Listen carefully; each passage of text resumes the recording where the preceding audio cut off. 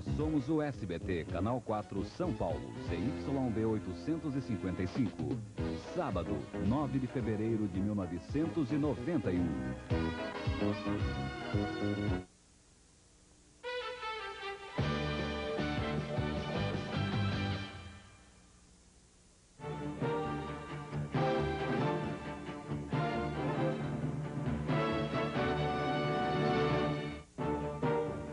Mulheres americanas estão se armando com medo da violência sexual. Frio e muita neve na Europa. Aliados intensificam bombardeios sobre o Iraque e o Kuwait ocupado. Está começando mais uma edição do Telejornal Internacional, com imagens da NBC, Viz News e CNN de Washington.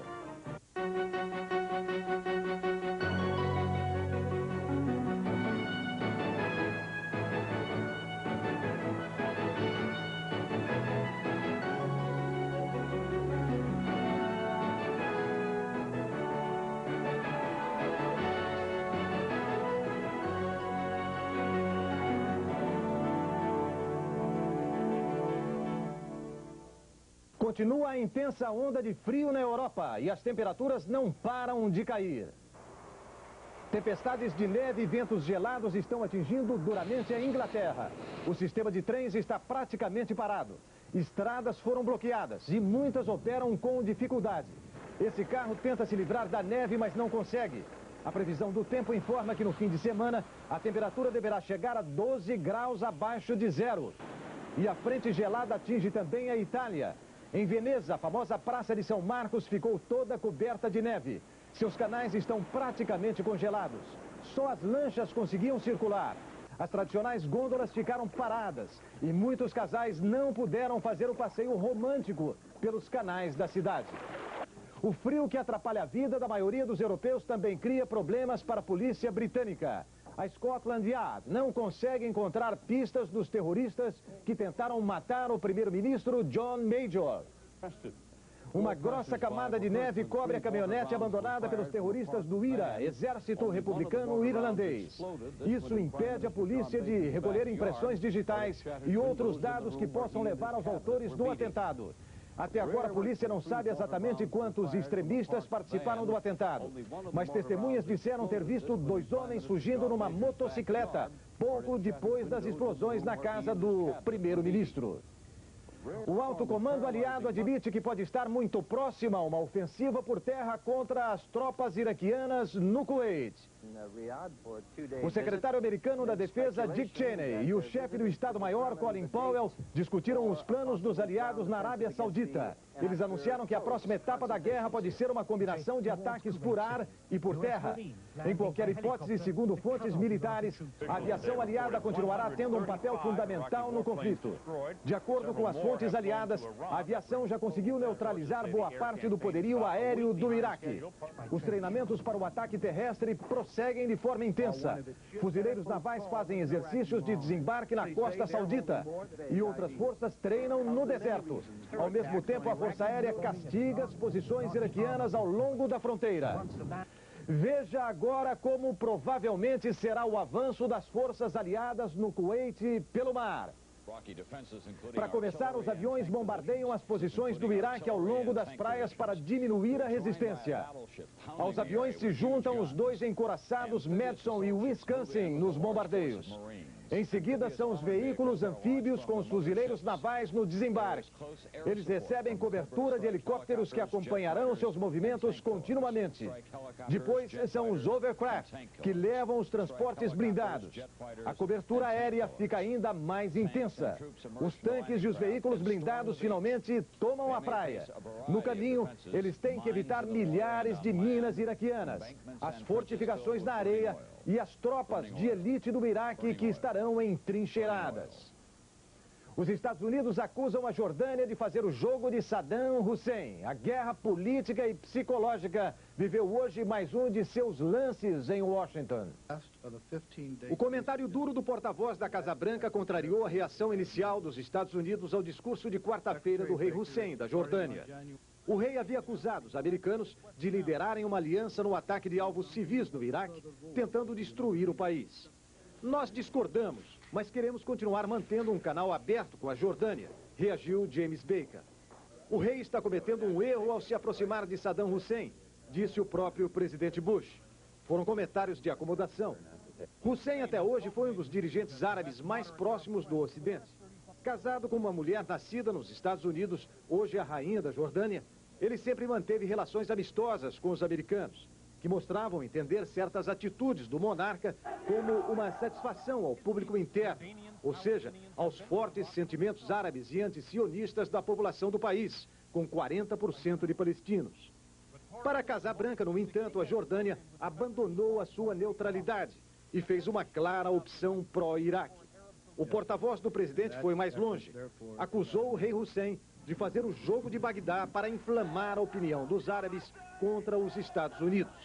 A Jordânia é um país pobre. Sua maior fonte de renda eram as remessas dos cidadãos do país que trabalhavam no Kuwait e no Iraque. Com a guerra, esses trabalhadores tiveram que voltar para casa, perderam seus empregos.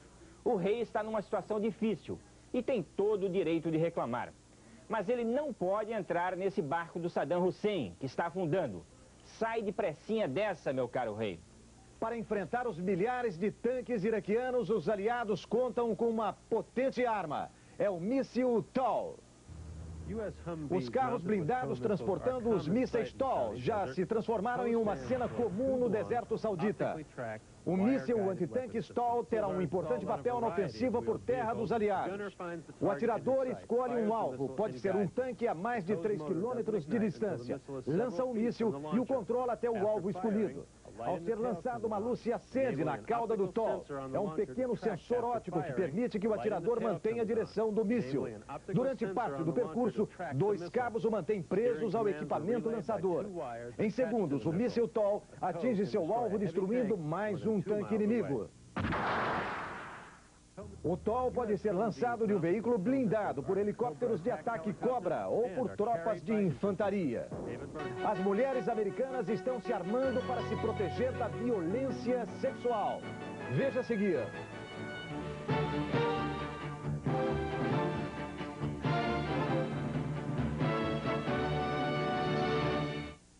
O problema de espaço no seu armário. Sem espaço suficiente, suas roupas vão estar sempre amarrotadas. Multicabide é a solução que duplica o espaço do seu armário com um simples movimento de mão. É só colocar o multicabide, pendurar as peças nos seus lugares e pronto. Você duplicou seu espaço no armário e sua roupa ficou impecável, sem nenhuma dobrinha. E tem mais. No gancho mais comprido do seu multicabide, você ainda pendura bolsas, cintos e gravatas. São 6 lugares a mais que você ganha. Ligue já para 011 135 e receba o multicabide em sua casa ou escritório. Multicabide é um produto importado, feito com plástico reforçado para suportar até roupas mais pesadas sem qualquer problema. Sua estrutura extra forte pode aguentar até o peso de um aspirador. Paletós, vestidos, camisas, ternos e toda a sua roupa vai ficar perfeita no multicabide. Faça agora o seu pedido e receba o kit com 1, 2, 3, 4, 5 multicabide. Ligue 011 135 e aproveite esta oferta especial de lançamento. Multicabide é vendido exclusivamente por telefone e você só paga quando receber o seu pedido. Em cada um, você pendura até 6 cabides e tem espaço de sobra para até 30 peças. Não perca tempo. Ganhe espaço de sobra com Multicabide, a solução que aumenta espaço sem aumentar os armários. Se você não ficar satisfeito com o resultado, nós garantimos a devolução do seu dinheiro. Por apenas 4.995 cruzeiros, você resolve já o problema de espaço no seu armário e recebe seu kit Multicabide com 5 unidades em casa, sem qualquer despesa adicional. Ligue já para 011 135 ou escreva para Multicabide, Rua Cadiriri 233, CEP 03109, São Paulo. Um resumo das principais notícias e dos acontecimentos mais importantes do dia. TJ Brasil Resumo. Jornalismo com credibilidade. Diariamente, logo após o TJ Internacional, aqui no SBT. Você que é pequeno e microindustrial foi representado por uma federação dominada por grandes indústrias, que visavam somente seus próprios interesses e tomavam decisões por você sem conhecer sua realidade e sua capacidade de esforço. Mas isso vai acabar. O SINP, Sindicato da Micro e Pequena Indústria, vai mudar esta situação, pois só ele conhece a fundo sua realidade. Este conhecimento começa pelas contribuições sindicais, que são de apenas 10 BTNs por mês, ao invés de até 2.000 que você teria que pagar aos outros. Ligue e filie-se ao SINP. Sua indústria só tem a ganhar. SINP, o sindicato que conhece a micro e pequena indústria e briga por ela. O sindicato do patrão trabalhador. Não faz isso comigo. Depois, eu vou ficar com aquela cara feia, inchada. Faz um favor pra nós dois. Usa Quinase. É isso aí, cara. Contra cravos e espinhas, a Quinase.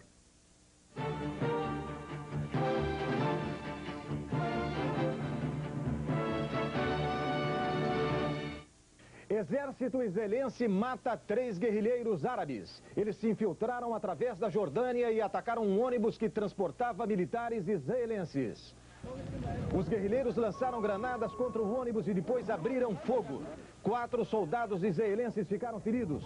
Logo após o ataque, os guerrilheiros foram mortos num rápido tiroteio com uma patrulha do exército de Israel. Foi o segundo ataque de guerrilheiros através da fronteira com a Jordânia desde o início da crise do Golfo. O ministro da Defesa de Israel, Moshe Arens, acusou a Jordânia de apoiar os palestinos que usam o território da fronteira como base de operações. O governo do Irã garante que está neutro na guerra do Golfo, mas os ayatolás incitam os fiéis contra os Estados Unidos e as forças aliadas. Esta é uma das mesquitas de Teherã, onde os fiéis se reúnem para rezar e também para gritar lemas contra os Estados Unidos. Estimulados pelos chefes religiosos, os fiéis gritam: morte ao grande Satã, que para eles é o governo americano. Eles acusam os Estados Unidos de iniciarem uma guerra por petróleo e não pela independência do Kuwait. Esta mulher diz que os americanos não têm motivos para mandar tropas para o Golfo. No memorial erguido em homenagem ao Ayatollah Khomeini, morto há 2 anos, milhares de pessoas rezam diariamente, num sinal de que a influência de Khomeini, um inimigo declarado do Ocidente, continua forte no país. A economia soviética, que já enfrenta uma das piores crises de sua história, agora está numa fase ainda mais complicada. O rigoroso inverno que atinge o país prejudica as colheitas e contribui para esvaziar ainda mais as prateleiras dos supermercados. Ajuda humanitária não tem faltado. A Comunidade Econômica Europeia já enviou mais de $1 bilhão em alimentos e $4 bilhões em assistência técnica. A Alemanha mandou carne, leite e remédios. A Noruega cedeu $7 milhões em auxílio alimentar. Até mesmo a Índia colaborou enviando 1 milhão de toneladas de trigo e mais de 20.000 toneladas de arroz. O velho rival da nação soviética, os Estados Unidos, também participam da solidariedade. O Congresso americano aprovou um orçamento superior a $1 milhão em auxílio alimentar. Mesmo assim, os economistas ocidentais dizem que a saída para a economia soviética é longa e dolorosa.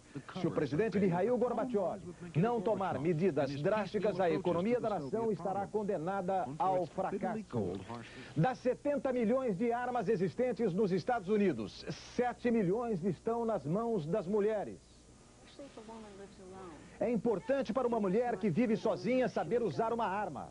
Esta é a opinião hoje desta mulher, que no passado foi uma radical ativista contra as armas.